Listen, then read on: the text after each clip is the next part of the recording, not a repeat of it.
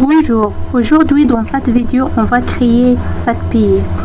Pour commencer la modélisation de ce bloc moteur sur SolidWorks, j'ai d'abord créé une esquisse en 2 dimensions sur le plan de face. J'ai dessiné le profil de forme de L de la pièce en appliquant toutes les cotes nécessaires pour respecter le dessin de définition.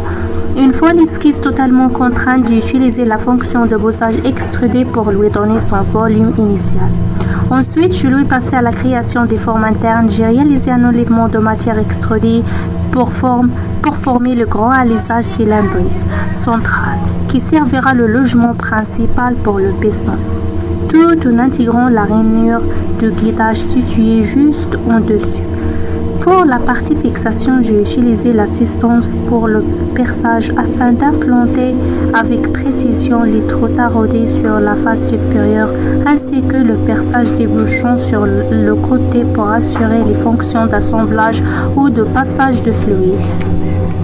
Pour la partie fixation et assemblage, j'ai utilisé l'assistance pour le perçage afin de réaliser tous les perçages de la pièce.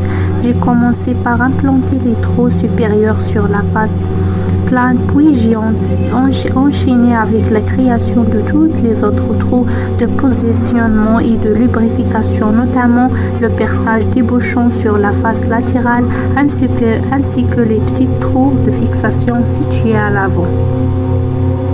Et pour concevoir cette partie de bloc moteur sur SolidWorks, je me suis placé sur la face plane supérieure afin de positionner précisément tous les éléments de fixation.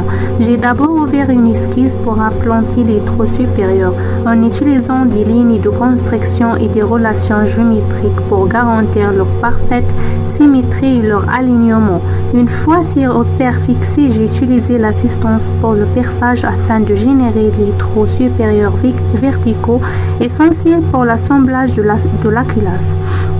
De la folie, j'ai configuré tous les autres trous de la pièce, notamment le grand alésage des bouchons ainsi que les taraudages secondaires. Cette étape de positionnement rigoureuse permet d'assurer la parfaite concordance de tous les perçages avant de valider définitivement la géométrie de la pièce.